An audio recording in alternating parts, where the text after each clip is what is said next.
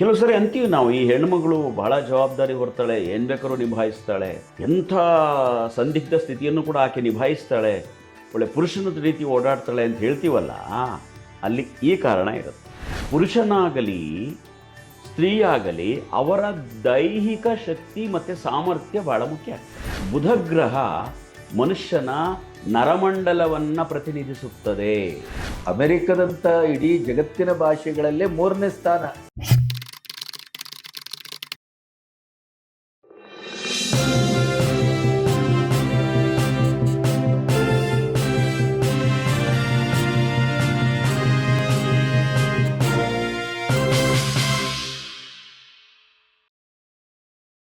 ನನ್ನ ಹೆಸರು ಅನಂತವೇಲು. ನಾನು ಕಿರುತೆರೆ ಮತ್ತು ಚಲನಚಿತ್ರ ನಟ. ನನ್ನ ಆತ್ಮೀಯರು ನಾಗರಾಜ್ ಕೋಟೆಯವರು.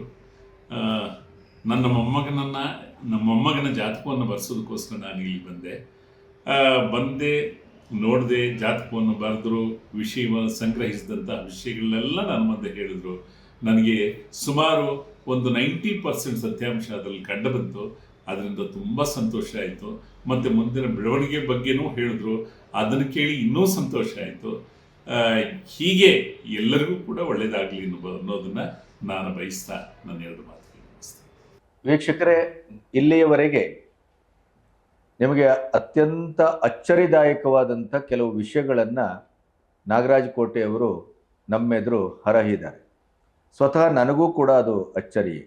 ಯಾಕೆಂತಂದರೆ ಭಾಷೆಗೆ ಕನ್ನಡ ಇರ್ಬೋದು, ತಮಿಳು ಇರ್ಬೋದು, ತೆಲುಗಿರ್ಬೋದು, ಅಥವಾ ಭಾರತೀಯ ಭಾಷೆ ಅಂತ ಭಾವಿಸಿದರೆ, ಭಾರತೀಯ ಭಾಷೆಯ ಮಿಗಿಲಾದಂಥ ದೇಶದ ಆಚೆಯ ವೆಸ್ಟರ್ನ್ ಭಾಷೆ ಅಂತ ಭಾವಿಸೋದಾದರೆ, ಆ ಭಾಷೆಗೆ ಕೂಡ ಒಂದೊಂದು ಗ್ರಹಗಳ ಅನುಸಂಧಾನ ಇದೆ ಅನ್ನೋದು ಭಾಳ ಹೊಸತು.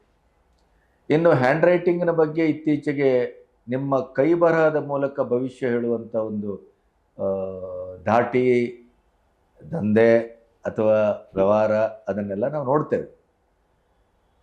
ಆದರೆ ಹ್ಯಾಂಡ್ ರೈಟಿಂಗಿನ ಮೂಲಕವೂ ನಮ್ಮ ವ್ಯಕ್ತಿತ್ವವನ್ನು, ನಮ್ಮ ಭವಿಷ್ಯವನ್ನು ಅಥವಾ ಜ್ಯೋತಿಷ್ಯವನ್ನು ಹೊಮ್ಮಿಸಬಹುದು. ಅದಕ್ಕೂ ಕೂಡ ಒಂದು ಅನುಸಂಧಾನದ ಪ್ರಜ್ಞೆ ಇದೆ ಅನ್ನೋದು ಭಾಳ ಹೊಸತು. ಇನ್ನು ಓದಿನ ಪ್ರಜ್ಞೆ, ಓದಿನ ರೀತಿ, ಆ ಓದನ್ನು ನಾವು ಹೇಗೆ ಮನನ ಮಾಡಿಕೊಂಡಾಗ ಅದರಿಂದ ನಮಗೆ ದಕ್ಕಬಹುದಾದ ಯೂನಿವರ್ಸಲ್ ಆದಂಥ ಒಂದು ಅನುಭವ ಇದೆ. ಈಗ ನಾವು ಮಲೆಗಳಲ್ಲಿ ಮದುಮಗಳು ಓದ್ತೇವೆ, ಆದರೆ ಅದರ ಓದಾದ ಮೇಲೆ ನೀವು ಅದನ್ನು ಅರಗಿಸಿಕೊಂಡು ಜ್ಞಾನದ ಮೂಲಕ ಅದನ್ನು ವಿಸ್ತರಿಸಲಿಕ್ಕೆ ಹೊತ್ತಾಗ ನಿಮಗೆ ಅದರ ಪಾರ್ಶ್ವ ಪರಿಣಾಮಗಳು ನಿಮಗೆ ಒಗ್ಗೂಡ್ತವೆ. ಪಾರ್ಶ್ವ ಜ್ಞಾನವೂ ಕೂಡ ನಿಮ್ಗೆ ಅದರಲ್ಲಿ ಒಗ್ಗೂಡ್ತವೆ. ಹೌದು. ಇದು ಒಂದು ವಿಸ್ಮಯಕ್ಕೆ ಒಳಪಡಿಸುವಂಥ ವಿಚಾರ. ಇನ್ನು ಮುಂದುವರೆದ ಭಾಗವಾಗಿ ನಾವು ಮಾತುಕತೆಗೆ ಇವತ್ತು ಕೂತಿದ್ದೇವೆ. ಅವರ ಪಕ್ಕದಲ್ಲಿ ನಮ್ಮ ಕನ್ನಡದ ಅಕ್ಷರಮಾಲೆ ಬಹಳ ಸುಂದರವಾದದ್ದು. ಅಮೆರಿಕದಲ್ಲಿ ಕಳೆದ ಕೆಲವು ವರ್ಷಗಳ ಹಿಂದೆ ಜಗತ್ತಿನ ಲಿಪಿಯ ಒಂದು ಇಡೀದಾದಂಥ ತೌಲನಿಕ ಅಧ್ಯಯನ ನಡೆದಿದೆ. ಅದರಲ್ಲಿ ಜಗತ್ತಿನಲ್ಲೇ ಅತ್ಯಂತ ಶ್ರೇಷ್ಠವಾದ ಸುಂದರವಾದ ಅಕ್ಷರಮಾಲೆ ಅನ್ನೋದು ಭಾರತದ, ಅದರಲ್ಲೂ ಕನ್ನಡದ ಅಕ್ಷರಮಾಲೆ 3ನೇ ಸ್ಥಾನದಲ್ಲಿ ದಾಖಲಾಗಿದೆ. ಅಕ್ಷರಮಾಲೆ ಅಂದುಕೊಳ್ಳೇ ಕನ್ನಡವನ್ನೇ ಉಸಿರಾಡುವ, ಕನ್ನಡವನ್ನೇ ಬದುಕುವ, ಕನ್ನಡದಲ್ಲೇ ಮಾತಾಡುವ, ಕನ್ನಡದಲ್ಲೇ ವೃತ್ತಿ ಮಾಡಿದ ನನ್ನಂಥವನಿಗೆ ಅದೊಂಥರಲ್ಲ ಬಾಯಲ್ಲಿ ನೀರೂರಿಸುವ ಪ್ರಶ್ನೆ. ಆ ಕನ್ನಡದ ಅಕ್ಷರಕ್ಕೆ ಅಂಥ ಒಂದು ಸೌಂದರ್ಯ ಪ್ರಜ್ಞೆನೂ ಇದೆ, ಅಂಥ ಒಂದು ಅದಕ್ಕೆ ಆಕರ್ಷಣೆ ಇದೆ. ಮತ್ತು ಯಾವುದೇ ಭಾಷೆಕ್ಕಿಂತ ನಮ್ಮ ಹೆತ್ತವರಿಗೆ ಹೆಗ್ಗಣ ಮುದ್ದದು ಬೇರೆ, ಆದರೂ ಅಮೆರಿಕದಂಥ ಇಡೀ ಜಗತ್ತಿನ ಭಾಷೆಗಳಲ್ಲೇ 3ನೇ ಸ್ಥಾನ ಸೌಂದರ್ಯದಲ್ಲಿ. ಹಾಗಾಗಿ ಆ ಅಕ್ಷರಮಾಲೆಯನ್ನು ಇಟ್ಕೊಂಡು ಅವ್ರು ಕೂತಿರೋದ್ರಿಂದ ನೋಡೋಣ ಅವ್ರು ಏನು ಮಾತಾಡ್ತಾರೆ ಅನ್ನೋ ಕುತೂಹಲ ನನಗೂ ಇದೆ. ಸರ್, ಮುಂದುವರಿಸಿ. ಹೌದು, ಕನ್ನಡದ ಅಕ್ಷರಮಾಲೆಗಳು, ಸ್ವರಗಳು, ವ್ಯಂಜನಗಳು, ಹ್ರಸ್ವಸ್ವರ, ದೀರ್ಘಸ್ವರ, ಅಲ್ಪಪ್ರಾಣ, ಮಹಾಪ್ರಾಣ ಎಲ್ಲವೂ ಅಡಕವಾಗಿರುವ ಬೋರ್ಡು ನಮ್ಮ ಪಕ್ಕದಲ್ಲಿದೆ. ಹೌದು, ಅದು ವೀಕ್ಷಕರಿಗೂ ಕೂಡ ಇದು ಯಾಕಿದೆ ಅನ್ನೋ ಕೂಡ ಆಶ್ಚರ್ಯ ಇದೆ, ನಿಮಗೂ ಕೂಡ ಕುತೂಹಲ ಇದೆ. ಅದು ವಿವರಗಳು ಸಂಪೂರ್ಣ ಹೇಳ್ತೀನಿ. ಅದರ ಪವಾಡ ಏನು, ಅದರ ಪರಿಣಾಮ ಏನು, ಅದರ ಪ್ರಭಾವ ಏನು, ಮುಂದೆ ನಾವು ವೀಕ್ಷಕರಿಗೆ ಹೇಳ್ತಾ ಹೋಗೋಣ. ಅದಕ್ಕಿಂತ ಮುಂಚೆ ಈ ಹಿಂದಿನ ಹಲವು ಎಪಿಸೋಡ್ಗಳಲ್ಲಿ ನಾವು ವಿದ್ಯೆ ಉದ್ಯೋಗದ ಬಗ್ಗೆ ಸಾಕಷ್ಟು ವಿವರಗಳನ್ನ ಕೊಡ್ತಾ ಬಂದಾಗ ಅದು ನಿಮಗೆ ಗೊತ್ತಿರಲಿ, ನಾವು ಎಲ್ಲ ಉದ್ಯೋಗಗಳನ್ನ ಹೇಳಿದೆ, ಎಲ್ಲ ರಾಶಿಯವರಿಗೆ ವಿದ್ಯೆಗಳನ್ನ ಹೇಳಿದೆ, ಅದು ಸ್ತ್ರೀ ಮತ್ತು ಪುರುಷರಿಬ್ಬರಿಗೂ ಅದು ಅನ್ವಯ ಆಗತಕ್ಕಂಥ ವಿಚಾರಗಳು, ಸಮಾನವಾಗಿ ಅದನ್ನು ನಾವು ಹೇಳಿದ್ದೀವಿ. ಇಲ್ಲಿ ಒಂದು ಕಡೆ ಸ್ತ್ರೀಯರಿಗೆ ಅದನ್ನು ಯಾವ ಉದ್ಯೋಗಗಳು ವಿದ್ಯೆಗಳು ಹೊಂದುತ್ತದೆ ಅಥವಾ ಅವರ ಮನೋಭಿಷ್ಟಿಗೆ ಅಥವಾ ಅವರ ಪರಿಸರಕ್ಕೆ, ಅವರ ಒಂದು ಜ್ಞಾನದ ಪರಿಮಿತಿಗೆ ಆ ವಿದ್ಯೆಯನ್ನು ನೀವು ವಿಂಗಡಿಸಿ ಅದನ್ನು ನೋಡ್ಕೋಬಹುದು. ಇನ್ನೊಂದೇನಂತಂದರೆ, ಇವತ್ತು ಪೊಲೀಸ್ ಇಲಾಖೆಯಲ್ಲಿ ಅಲ್ಲಿ ಮಹಿಳೆಯರು ಕೆಲಸ ಮಾಡ್ತಾರೆ, ಪುರುಷರು ಕೆಲಸ ಮಾಡ್ತಾರೆ. ಮಿಲ್ಟ್ರಿಯಲ್ಲಿ ಕೂಡ ಅಲ್ಲಿ ಕೂಡ ಬೇರೆ ಬೇರೆ ವಿಭಾಗಗಳಲ್ಲಿ ಎಲ್ಲರೂ ಕೆಲಸ ಮಾಡ್ತಾರೆ. ಹಾಗಾಗಿ ಇಲ್ಲಿ ಏನಾಗ್ಬಿಡುತ್ತೆ, ನಾನು ನಿಮ್ಗೇನು ಹೇಳಕ್ಕೆ ಬಂದೆ ಅಂತಂದರೆ, ಪುರುಷನಾಗಲಿ ಸ್ತ್ರೀಯಾಗಲಿ ಅವರ ದೈಹಿಕ ಶಕ್ತಿ ಮತ್ತು ಸಾಮರ್ಥ್ಯ ಭಾಳ ಮುಖ್ಯ ಆಗ್ತದೆ. ಆ ದೈಹಿಕ ಶಕ್ತಿ ಮತ್ತು ಸಾಮರ್ಥ್ಯವನ್ನು ಕೊಡತಕ್ಕಂಥ ಒಂದು ಗ್ರಹ ಅಂತಂದರೆ ಬುಧ. ಇದೊಂದು ವಿಷಯ ನಿಮಗೆ ನಾನು ಹೇಳಲೇಬೇಕಾಗಿತ್ತು. ಬುಧ ಗ್ರಹ ಮನುಷ್ಯನ ನರಮಂಡಲವನ್ನು ಪ್ರತಿನಿಧಿಸುತ್ತದೆ. ಅದಕ್ಕೆ ಈ ರಾಶಿಗಳಲ್ಲಿದೆ ಸ್ತ್ರೀ ರಾಶಿ, ಪುರುಷ ರಾಶಿ ಅಂತ. ನೀವು ಮೇಷರಾಶಿಯಿಂದ ಮೀನರಾಶಿಯವರೆಗೆ ಬಂದರೆ ನೀವೇ ಎಣಿಸ್ಕೊಂಬನ್ನಿ. 1 2 1 2 1 2 ಅಂತ ಬಂದರೆ ಮೇಷ ಪುರುಷ, ವೃಷಭ ಸ್ತ್ರೀ, ಮಿಥುನ ಪುರುಷ, ಕಟಕ ಸ್ತ್ರೀ, ಸಿಂಹ ಪುರುಷ, ಕನ್ಯಾ ಸ್ತ್ರೀ, ತುಲಾ ಪುರುಷ, ವೃಶ್ಚಿಕ ಸ್ತ್ರೀ, ಧನಸ್ಸು ಪುರುಷ, ಮಕರ ಸ್ತ್ರೀ, ಕುಂಭ ಪುರುಷ, ಮೀನ ಸ್ತ್ರೀ. ಈ ಸ್ತ್ರೀ ಪುರುಷ ಅಂಥೇಳಿ ರಾಶಿಗಳಲ್ಲಿ ವಿಂಗಡಣೆ ಮಾಡಿದ್ದಾರೆ ಶಾಸ್ತ್ರಜ್ಞರು ಅಥವಾ ಹಿಂದಿನ ಋಷಿಮುನಿಗಳು. ಅಲ್ಲಿ ಏನಾಗ್ಬಿಡುತ್ತೆ ಅಂತಂದರೆ, ಒಂದು ತಿಳ್ಕೊಳ್ಳಿ, ಯಾವುದೇ ಲಿಂಗದವರು, ಈಗ ಪುಲ್ಲಿಂಗದವರು ಪುರುಷರು, ಪುರುಷ ರಾಶಿ, ಪುರುಷ ನಕ್ಷತ್ರ, ನಕ್ಷತ್ರದಲ್ಲೂ ಇದೆ ಕೂಡ ಸ್ತ್ರೀ ನಕ್ಷತ್ರ, ಪುರುಷ ನಕ್ಷತ್ರ ಅಂತಿದೆ. ಪುರುಷ ರಾಶಿ, ಪುರುಷ ನಕ್ಷತ್ರ ಇದು ಹುಟ್ಟಿದಾಗ ಅವರಲ್ಲಿ ಸಂಪೂರ್ಣ ಪುರುಷರ ಒಂದು ಶಕ್ತಿ, ಸಾಮರ್ಥ್ಯ, ಧೈರ್ಯಗಳಿರುತ್ತೆ. ಸ್ತ್ರೀಯರು ಸ್ತ್ರೀ ರಾಶಿ, ಸ್ತ್ರೀ ನಕ್ಷತ್ರದಲ್ಲಿ ಜನಿಸಿದ್ದಾಗ ಅವರಿಗೆ ಸ್ತ್ರೀಯರಿಗೆ ಇರಬೇಕಾದಂಥ ಎಲ್ಲ ಅನುರೂಪಗಳು, ಅನುಗುಣಗಳು, ಅವರ ಹಾವಭಾವಗಳು, ಅವರ ವೃತ್ತಿ ಕೌಶಲ್ಯಗಳು ಇರುತ್ತೆ. ಕೆಲವೊಮ್ಮೆ ಮಿಕ್ಸಪ್ ಆಗುತ್ತೆ. ಪುರುಷ ರಾಶಿಯಲ್ಲಿ ಸ್ತ್ರೀ ಜನನ ಸ್ತ್ರೀ ನಕ್ಷತ್ರ ಆದವಾಗ ಕೆಲವೊಮ್ಮೆ ಸ್ತ್ರೀಯರಿಗೆ ಪುರುಷರಲ್ಲೂ ಇರಬಹುದಾದಂಥ ಧೈರ್ಯ, ಸಾಮರ್ಥ್ಯಗಳು ಮತ್ತು ಆ ಕ್ರಿಯಾತ್ಮತೆಗಳು ಇರುತ್ತವೆ. ಇದು ಗೊತ್ತಿರಲಿ. ಕೆಲವು ಸರಿ ಅಂತೀವಿ ನಾವು, ಈ ಹೆಣ್ಮಗಳು ಬಹಳ ಜವಾಬ್ದಾರಿ ಹೊರ್ತಾಳೆ, ಏನು ಬೇಕಾದ್ರೂ ನಿಭಾಯಿಸ್ತಾಳೆ, ಎಂಥ ಸಂದಿಗ್ಧ ಸ್ಥಿತಿಯನ್ನು ಕೂಡ ಆಕೆ ನಿಭಾಯಿಸ್ತಾಳೆ, ಒಳ್ಳೆ ಪುರುಷನ ರೀತಿ ಓಡಾಡ್ತಾಳೆ ಅಂತ ಹೇಳ್ತೀವಲ್ಲ, ಅಲ್ಲಿ ಈ ಕಾರಣ ಇರುತ್ತೆ. ರಾಶಿ ನಕ್ಷತ್ರಗಳಲ್ಲಿ ಸ್ತ್ರೀ ಮತ್ತು ಪುರುಷತ್ವ ರಾಶಿ ನಕ್ಷತ್ರಗಳು ವ್ಯತ್ಯಾಸ ಆಗಿ ಹುಟ್ಟಿದಾಗ ಆ ಸಾಮರ್ಥ್ಯಗಳು ಅವರಲ್ಲಿ ಬರುತ್ತದೆ.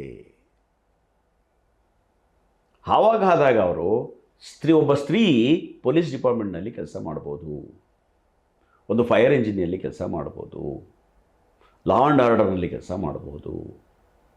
ಅವರು ವಕೀಲಿಕೆ ಇದ್ದಾರೆ, ನೀವು ನೋಡ್ತಾ ಇದ್ದೀರಿ, ಅವರಲ್ಲೂ ನ್ಯಾಯಾಧೀಶರಿದ್ದಾರೆ. ಆಮೇಲೆ ನಿಮಗೆ ಈಗ ಲೇಟೆಸ್ಟ್ ಒಂದು ಉದಾಹರಣೆ ನಿಮ್ಮ ಮಾತಿಗೆ ಪೂರಕವಾಗಿ ಸೇರಿಸೋದು ಅಂತಾದರೆ, ನಾವು ಚರಿತ್ರಾರ್ಹವಾದಂಥ ಮಹಿಳಾ ವರ್ಲ್ಡ್ ಕಪ್ಪನ್ನು ನಮ್ಮದಾಗಿಸ್ಕೊಂಡಿದ್ದೇವೆ.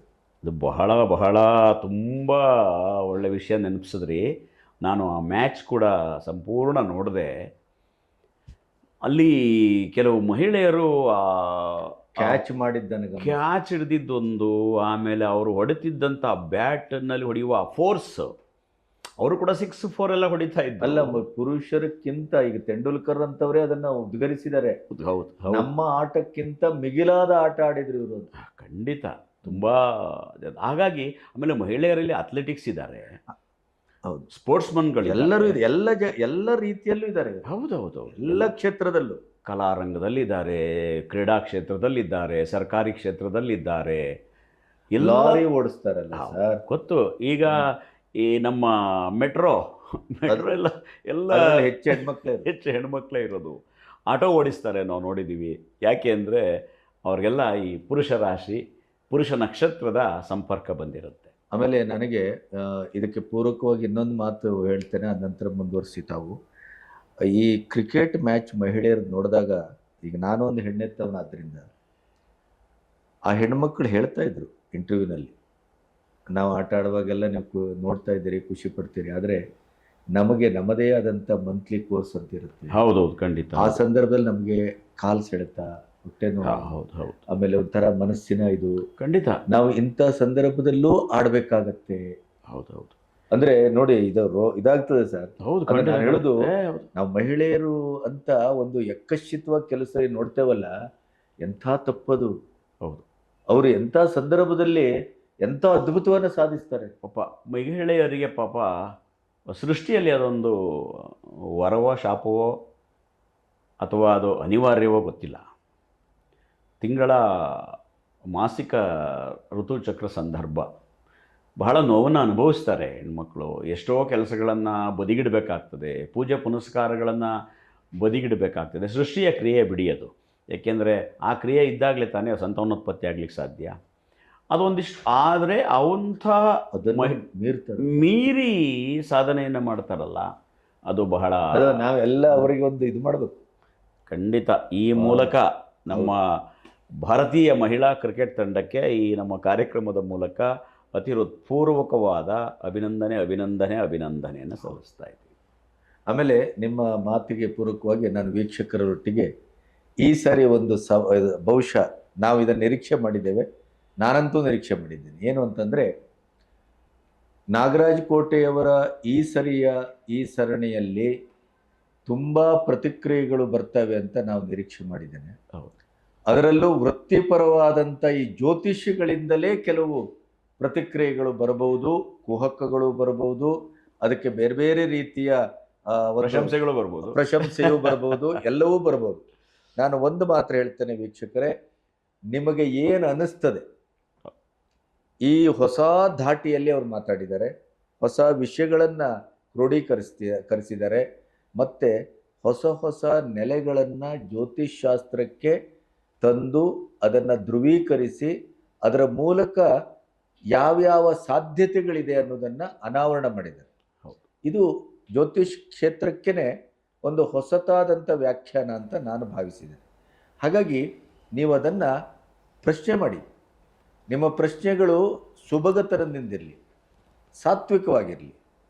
ಅದಕ್ಕೆ ನಾಗರಾಜ್ ಕೋಟೆಯವರಿಂದಲೇ ಆ ಪ್ರಶ್ನೆಗಳನ್ನೆಲ್ಲ ಪೋಣಿಸಿ ಮತ್ತೆ ನಿಮಗೆ ಉತ್ತರ ಕೊಡುವ ಕೆಲಸವನ್ನು ಸಾತ್ವಿಕವಾಗಿ ನಾನು ಮಾಡ್ತೇನೆ ಅನ್ನೋದನ್ನು ಈ ಹೊತ್ತಿನಲ್ಲಿ ನಿಮಗೆ ಹೇಳಲಿಕ್ಕೆ ಇಷ್ಟಪಡ್ತೇನೆ. ಖಂಡಿತ. ಅದಕ್ಕೆ ನಾಗರಾಜ್ ಕೋಟೆಯವರು ಸಹಮತವನ್ನು ವ್ಯಕ್ತಪಡಿಸ್ತಾರೆ ಅಂತ ನಾನು ಹೌದು, ಖಂಡಿತ.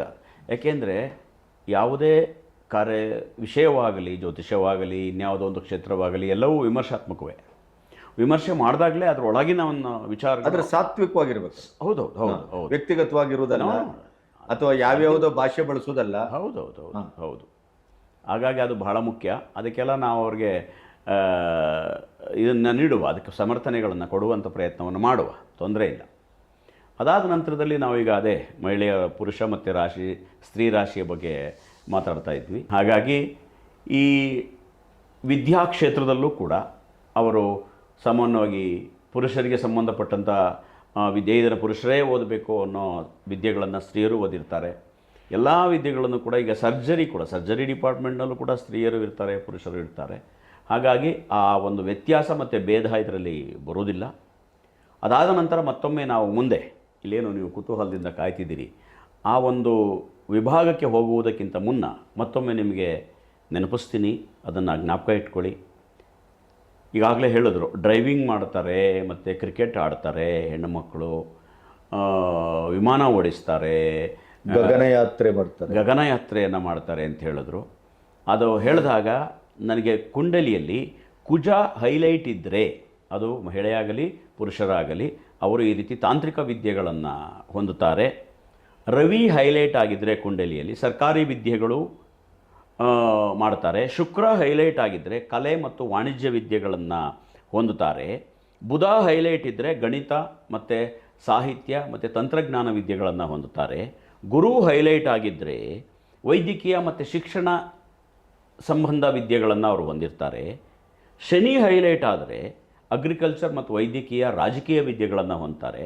ರಾಹುಕೇತುಗಳು ಹೈಲೈಟ್ ಆಗಿದ್ದರೆ ವಿದೇಶಿ ಸಂಬಂಧ ವಿದ್ಯೆಗಳು, ವಿದೇಶಿಯಲ್ಲಿ ನೆಲೆಸ್ತಕ್ಕಂಥ ವಿದ್ಯೆಗಳನ್ನು ಹೊಂದಿರ್ತಾರೆ. ಚಂದ್ರ ಇಲ್ಲಿ ನಾವು ಹೇಳಲಿಲ್ಲ, ಚಂದ್ರ ಬಿಟ್ಟಿದ್ದೀವಿ. ಯಾಕಂತಂದರೆ ಚಂದ್ರ ಎಲ್ಲ ವಿದ್ಯೆಗಳಿಗೂ ಹೈಲೈಟ್ ಆಗಿರಲೇಬೇಕು. ಯಾಕೆಂದರೆ ಮನಸ್ಕಾರಕ ಚಂದ್ರ. ಏನು ಮಾಡೋದಕ್ಕೂ ನಮಗೆ ಮನಸ್ಸು ಮುಖ್ಯ. ಅದಕ್ಕೆ ಕಾರಕ ಚಂದ್ರ. ಚಂದ್ರ ಹೈಲೈಟ್ ಆಗಿದ್ದರೆ ಯಾವುದೇ ವಿದ್ಯೆಯನ್ನು ಕೂಡ ನಾವು ಓದಬಹುದು. ಆಗ ನಾನು ಮಾತಾಡ್ತಾ ಒಂದು ಮಾತು ಹೇಳಿದೆ, ಈ ನರ್ವ್ಸ್ ಡಿಪಾರ್ಟ್ಮೆಂಟ್ಗೆ ಬುಧ ಬರ್ತಾರೆ ಅಂತ. ಅದು ಎಲ್ಲ ಒಂದೊಂದು ಡಿಪಾರ್ಟ್ಮೆಂಟ್ಗೆ ಒಂದೊಂದು ಇದೆ. ಅದರಲ್ಲೂ ಕೂಡ ಅದು ಬೇರೆ ಸಂಚಿಕೆನೇ ಮಾಡಬೇಕು, ಅದು ಇದರೊಳಗೆ ತರೋಕ್ಕಾಗೋದಿಲ್ಲ. ಶನಿ, ವಾಯು ಸಂಬಂಧ ರೋಗಗಳು, ಅಸಿಡಿಟಿ, ಈ ಮೂಳೆಗೆ ರವಿ, ಈ ಗುರು, ನಣ ಮಜ್ಜಕ್ಕೆ ಕುಜ, ಈ ರೀತಿ ಬರುತ್ತೆ. ಏನೇನೋ ನಮ್ಮ ದೇಹದೊಳಗಡೆ ಅಂಗಗಳಿರುವ ಪ್ರತಿ ಅಂಗಗಳಿಗೆ, ಪ್ರತಿ ಆರೋಗ್ಯಕ್ಕೆ ಕೂಡ ಗ್ರಹವೇ ಕಾರಕ.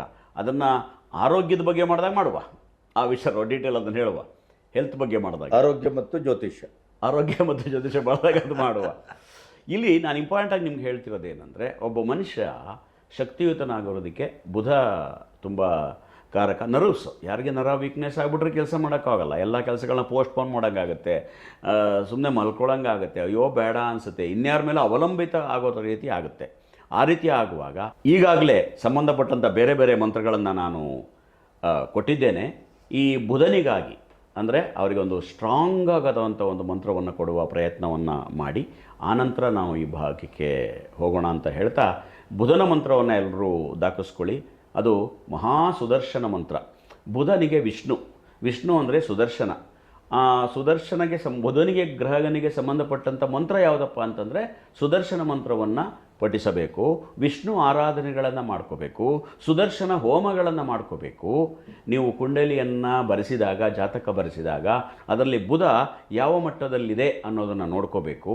ಅದರ ಮೇಲೆ ಅವರ ದೈಹಿಕ ಸಾಮರ್ಥ್ಯ ಮತ್ತು ಮಾನಸಿಕ ಸಾಮರ್ಥ್ಯವನ್ನು ನಿರ್ಧರಿಸಬಹುದು. ಅದನ್ನು ನಾವು ಮೊದಲಿನ ಹಿಂದಿನ ಸಂಚಿಕೆಗಳಿಂದನೂ ಹೇಳ್ತಾ ಬಂದಿದ್ದೀವಿ. ಈ ಕಾರಣದಿಂದನೂ ಕೂಡ ಮಕ್ಕಳ ಜಾತಕವನ್ನು ಬೇಗ ಬರೆಸಿಕೊಳ್ಳುವುದು ಒಳ್ಳೆಯದು. ಈ ಮಗುವಿನ ಮಾನಸಿಕ ಸ್ಥೈರ್ಯ ಮತ್ತು ದೈಹಿಕ ಸದೃಢತೆ ಎಷ್ಟು % ಇದೆ ಅನ್ನೋದು ಗೊತ್ತಾಗೋದು ಬುಧನಿಂದ.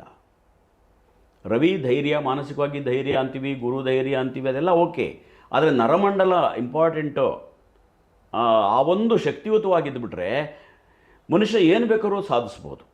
ನಿಮ್ಮ ಮಗುವಿನ ಜಾತಕ ಬರೆಸಿದಾಗ ಬಾಲ್ಯದಲ್ಲೇ ಬುಧ ಏನಾದರೂ ನಿರ್ಬಲನಾಗಿದ್ದಾನೆ ಅಂತ ನಮಗೆ ಗೊತ್ತಾದರೆ ಬಾಲ್ಯದಿಂದಲೇ ಸುದರ್ಶನ ಹೋಮಗಳು, ಸುದರ್ಶನ ಆರಾಧನೆಗಳು, ವಿಷ್ಣು ಆರಾಧನೆಗಳನ್ನು ಪ್ರಾರಂಭಿಸಿಬಿಟ್ಟರೆ ಅವರ ನರಮಂಡಲ ಶಕ್ತಿ ದೊಡ್ಡವರಾಗುವ ಅಷ್ಟು ಹೊತ್ತಿಗೆ ವೃದ್ಧಿಯಾಗ್ತದೆ ಅನ್ನುವ ವಿಷಯವನ್ನು ವೀಕ್ಷಕರು ಮನದಟ್ಟು ಮಾಡಿಕೊಳ್ಳಿ.